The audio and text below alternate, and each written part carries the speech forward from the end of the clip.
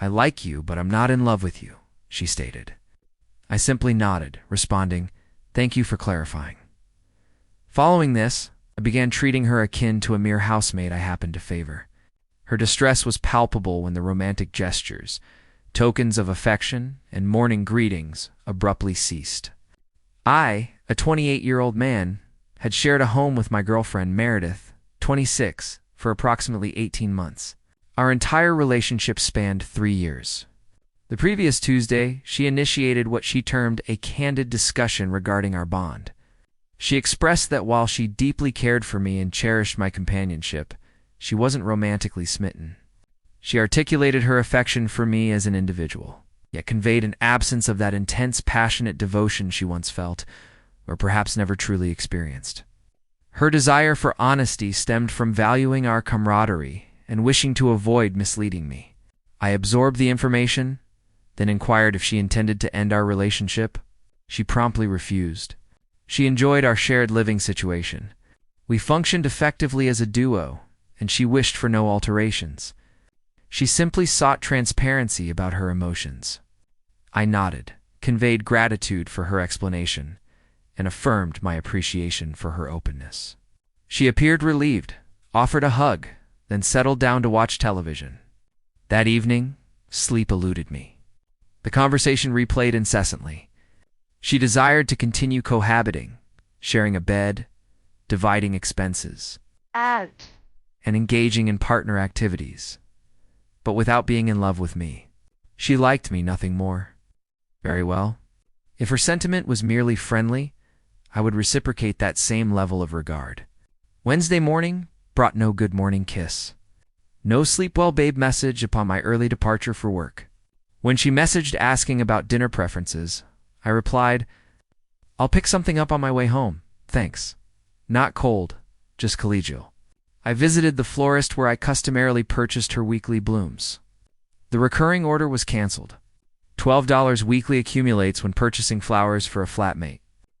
That evening, she had prepared dinner regardless. We dined together, discussing our respective jobs. When she snuggled beside me on the sofa afterward, I offered a brief side embrace, then relocated to an armchair. She looked perplexed, but remained silent.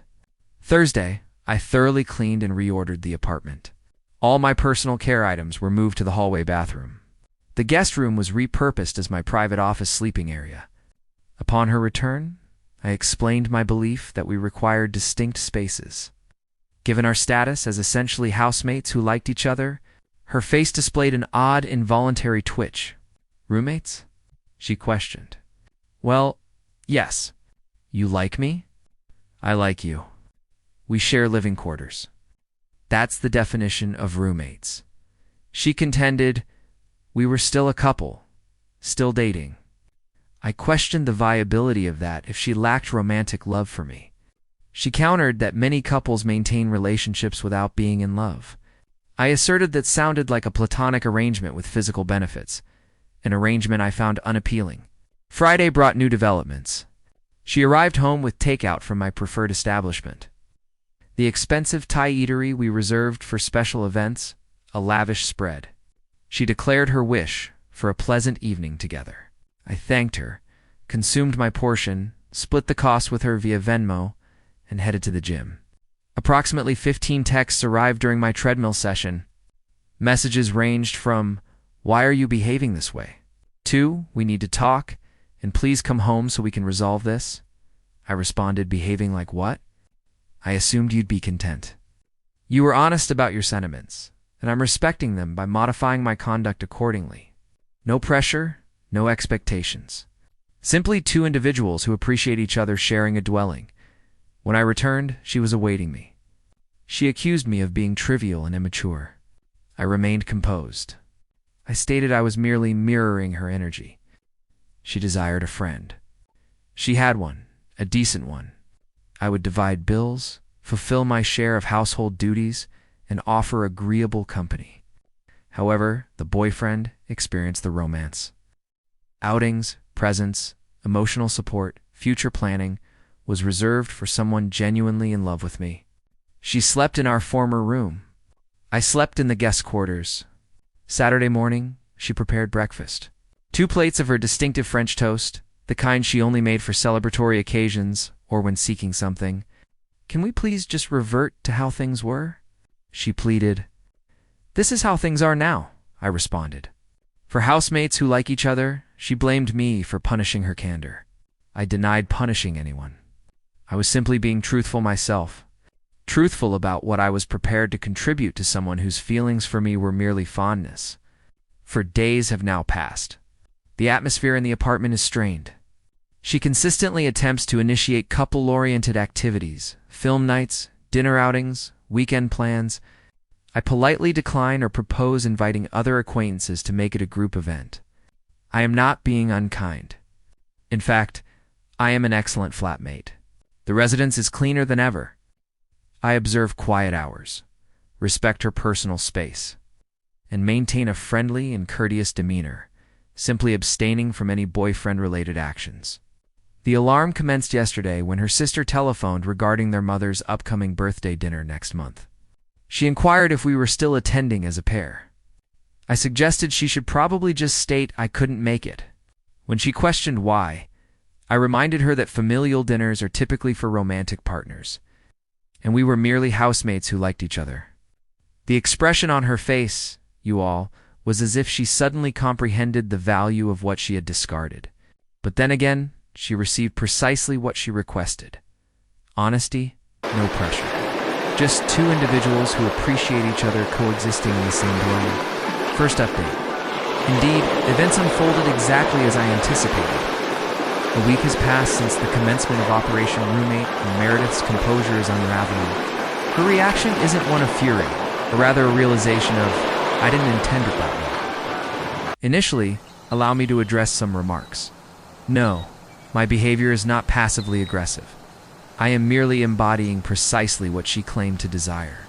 Someone she liked, but didn't romantically adore.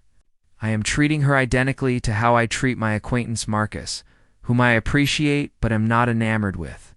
Cordial, respectful, yet defined by clear boundaries. So, this is what transpired. On Monday, she attempted to initiate intimacy. I politely declined, stating my discomfort with physical closeness with someone who wasn't in love with me. She argued that many individuals engage in casual encounters. I concurred, but reiterated my lack of interest in such an arrangement with her. She actually uttered, "But we've been intimate for 3 years." Yes, when I believed our connection was one of love. Tuesday, the matter of the credit card arose. We previously operated under an understanding where I covered most outings and entertainment costs on my card, and she would later reimburse me for her half. However, she typically failed to do so. I had never pressed the issue, given her status as my girlfriend.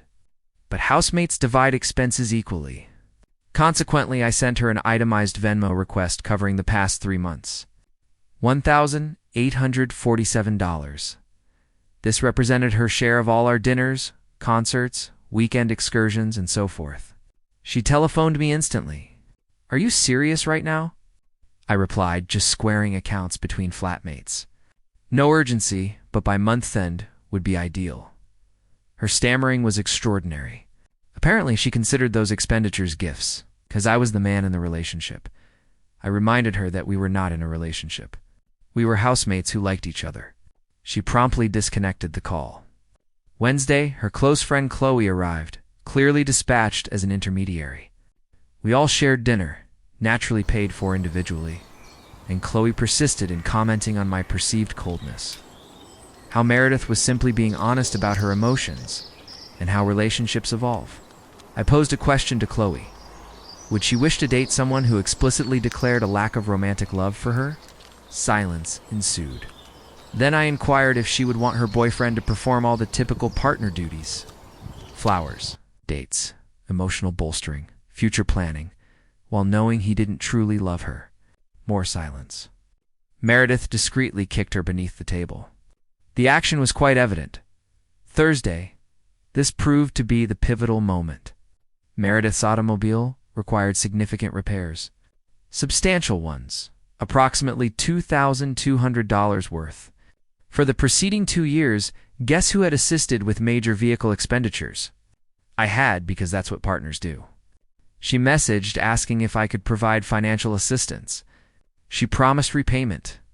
I responded, apologies, that's a considerable sum. Perhaps explore a payment plan with the mechanic. She called immediately, on the verge of tears. She claimed she lacked the credit for a payment plan. It turned out her credit was compromised due to some historical student loan issues. I expressed sympathy. I suggested she approach her parents or Qley. But you always help me with these things. I used to assist my girlfriend with such matters. But housemates don't typically cover each other's significant expenses. She took an Uber too. Work the following morning, costing her $47 for each leg of the journey. Friday, she dissolved into complete tears. She insisted she hadn't meant it like that when she declared she wasn't in love with me. She was merely enduring a difficult period, feeling perplexed, perhaps even despondent. She loves me. She is in love with me. She had simply become frightened by the escalating seriousness of our commitment. I requested clarification. Was she being untruthful then, or was she being untruthful now? That halted the tears very quickly. She grew defensive. She asserted I was manipulating her. I retrieved the notes I had documented after our initial dialogue. Yes, I now record important discussions. I read them back. You stated you liked me, but weren't in love with me. You stated you wished to be honest. You stated you didn't want anything to alter. I am providing you with precisely what you requested. She attempted to gaslight me, claiming that wasn't her intention, but I possessed tangible evidence. She had even messaged her sister that night. She displayed the message to me to bolster her argument, stating, "Finally told Ryan, I'm not in love with him. Feels so much better being honest." Saturday, yesterday. She opted for the ultimate measure. She telephoned her parents, activated the speakerphone, and informed them I was emotionally abusive by withdrawing affection after she had been vulnerable with me. Her father, bless his heart, requested specifics. She recounted the entire scenario, followed by complete silence. Then her father remarked, "So you informed him you don't love him? But you're distressed because he's not behaving as if he loves you." Even her mother, who typically sided with her, commented, "Sweetheart, what did you anticipate?" The call concluded rather swiftly thereafter. Today, she has spent most of the day in her room. She emerged around noon, appearing disheveled. She mentioned considering relocating. I informed her of my understanding and offered assistance in finding places if she desired. I added that the lease was solely in my name anyway, simplifying the process. She asked if that was my wish. I stated, I desire a partner who is genuinely in love with me, since that description doesn't fit her. Living separately might prove healthier for both of us. She is now conversing with Qley on the phone, weeping about how her honesty ruined everything. The irony is excruciating. She wasn't being honest. She was testing me, observing if I would contend for her, plead with her, exert greater effort. She sought the boyfriend experience while maintaining emotional distance. She expected me to contribute more while she contributed less. Instead, I exposed her deception. And candidly, this week has been profoundly illuminating. Do you comprehend the immense emotional energy I was expending on someone who harbored no romantic love for me? The mental burden of orchestrating dates she would only half appreciate. The apprehension of purchasing presents for someone who wouldn't reciprocate. The exertion of sustaining romance that went unreturned. I am sleeping better, exercising more vigorously, actually spending time with my friends, instead of prioritizing her every whim. My financial accounts are already appearing more robust. She engaged in a foolish game. She is reaping foolish rewards. I will provide another update if she actually departs, or if there's a subsequent extinction burst. But honestly, I rather hope she simply leaves. I have already disengaged from this relationship. It might as well become official. Second update. Meredith executed a full-scale emotional offensive. Following my last communication, she remained secluded in her room for the majority of Sunday. Then, on Monday morning, she behaved as though nothing untoward had transpired. She prepared breakfast for two, proposed a visit to the farmer's market the following weekend, and even mentioned her cousin's approaching wedding. Suggesting we are SVP, I courteously declined all propositions. I reminded her of her ongoing apartment search. She declared her decision to remain, insisting we needed to collaboratively resolve our issues. Absolutely not. I initiated apartment hunting on her behalf. I forwarded her links to appealing residences within her financial means, now that she no longer anticipated me subsidizing her lifestyle. She disregarded every single one. Then Wednesday arrived. I returned home to discover my parents in the living room. My parents, who reside 3 hours distant, were seated on my sofa with Meredith, who was delicately weeping into a tissue. My mother immediately rose. "Oh, darling, why didn't you inform us you were experiencing such a trying period?" It became apparent Meredith had contacted them, expressing concern for me, claiming I had been acting strangely and withdrawing from everyone, and that she was worried about my mental well-being. She had persuaded them to drive down for an intervention. I sat down composedly and elucidated the situation. How Meredith had conveyed her lack of romantic love for me, how I had accepted this fact and adjusted our relationship accordingly, how she was now displeased that I would not persist in being her boyfriend, after she had explicitly stated she didn't love me romantically. My father, typically a man of few words, regarded Meredith and remarked, "You've summoned us here because my son refuses to date someone who doesn't love him." My mother was processing the information. "But sweetheart," she addressed Meredith, "if you're not in love with him, why are you still present?" The tears recommenced. Meredith sobbed about her current struggles and how I was abandoning her during her time of need, and how cruelly I was punishing her for her honesty. My mother turned to me. "Are you punishing her?" I retrieved my phone, displaying my bank statements, the weekly floral purchases, the dinner dates, the concert tickets, the weekend excursions, all unilaterally paid for by me. Then I presented my current expenditures, divided precisely down the middle, like roommates. "I am not punishing her, Mom. I am simply no longer underwriting her lifestyle." My father actually interjected. "Good for you, Meredith. Completely lost control." She accused me of alienating my parents against her. She claimed I was being manipulative and financially abusive. It was at this point my mother's patience evaporated. "Honey," she stated to Meredith in that dangerously calm maternal tone, "you've been permitting my son to finance your life while simultaneously telling him you don't love him, and you have the nerve to label him abusive." They departed shortly thereafter. Dad shook my hand upon exiting. Mom quietly disclosed that she had never truly been fond of Meredith anyway. The aftermath was intense. Meredith reported sick from work for the remainder of the week. She dedicated most of it to employing various strategies. Thursday involved love bombing. She prepared elaborate meals, purchased my preferred beer, and wore that specific dress I had once admired 2 years prior. I thanked her courteously, paid for my portion of the groceries, and proceeded with my day. Friday brought anger, screaming about how I had humiliated her before my parents, how I was a sociopath for my perceived coldness. I recorded this exchange as a precaution. Once she finished, I inquired if she had located an apartment yet. Saturday, bargaining commenced. Perhaps we could attempt to reconcile, start anew. She would seek therapy to understand her feelings. We could engage in couples counseling. I responded, "No, thank you. I don't require therapy to recognize I deserve someone who genuinely loves me." Sunday was marked by depression. She did not exit her room except to retrieve water. Qley visited to check on her. She cast disapproving glances my way. I offered her coffee and asked how her own boyfriend would react if she confessed she wasn't in love with him. She departed rather swiftly. Then came Monday. The true extinction burst.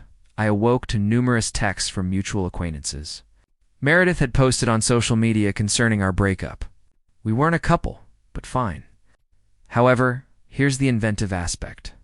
She alleged I had been financially controlling throughout our relationship, that I had isolated her from friends and coerced her into dependence. Her evidence consisted of screenshots of my Venmo requests. Taken out of context, it appeared I was meticulously charging her for every minor detail. I did not respond publicly. Instead, I initiated a group chat with the friends who had reached out, sharing the complete narrative, screenshots of her "I'm not in love with you" messages, The itemized list demonstrating my coverage of 75% of our shared expenses for 2 years. The recordings of her emotional outbursts were legal in our state, requiring only one-party consent. Gradually, one by one, they began to grasp the situation. Her fabricated story quickly disintegrated once people comprehended she expected me to continue funding everything after, declaring her lack of love for me. The most poignant reply came from our mutual friend Derek. So, she relegated you to the friend zone but still desired the boyfriend benefits package? That's astonishing. Meredith's social media post mysteriously vanished. By evening, Tuesday, yesterday, she finally commenced packing quietly, efficiently. No histrionics. I learned from Qley, who contacted me to apologize for her earlier judgment, that Meredith's parents had severely reprimanded her after witnessing the social media drama. Apparently, they were mortified and offered to cover her security deposit simply to facilitate her departure from my apartment. Today, she is almost entirely moved out, having made multiple trips to her car all morning. We have not exchanged words since Monday. Just moments ago, she knocked on my door. I was in my office's guest room. She expressed a desire to speak one last time. She admitted it had been a test. She had encountered an article suggesting relationships required brutal honesty and wished to ascertain if I would contend for her. She believed informing me she wasn't in love would compel me to exert greater effort, be more affectionate, prove my value. Instead, I accepted her words at face value and acted accordingly. I didn't think you'd actually stop loving me, she uttered. I didn't stop loving you, Meredith. I stopped demonstrating it to someone who explicitly stated they didn't desire it. She inquired if there remained any possibility for us. I replied negatively. She nodded, stated her understanding, and departed. Literally, as I am composing this, I can hear her loading the final boxes into her vehicle. Do you know what the most astonishing aspect is? I am not even sorrowful. I am relieved. These past 3 weeks have revealed her true nature. Someone who sought all the advantages of a relationship without any emotional investment. Someone who would challenge my affection instead of cherishing it. Someone who preferred manipulation over genuine communication. The apartment already feels lighter. I might repaint this weekend. I am definitely acquiring superior coffee. She consistently purchased the inexpensive variety, yet expected me to splurge on quality wine. My gratitude extends to everyone who commented on my previous updates. You assisted me in realizing I wasn't irrational for anticipating love from someone I was romantically involved with. It's startling that such a stance is considered controversial, isn't it? Moving forward, I am taking a hiatus from dating. I wish to rediscover my genuine preferences versus what I did to ensure her happiness. I have already enrolled in that woodworking class I mentioned 2 years ago. She considered it a financial waste back then. Oh, and for anyone curious, yes, I am retaining the apartment. My name is on the lease. I can afford it independently, and its location is excellent. She's apparently relocating to Chloe's place. I wish them both good fortune. Final update. She just messaged asking if I would reconsider once she has had time to work on herself. I did not respond. I simply blocked her number. Sometimes the most effective retribution is neither dramatic nor elaborate. Sometimes it is simply accepting someone's declaration and allowing them to experience the repercussions. Peace out. I possess a life to live, and it will be shared with someone who is genuinely in love with me.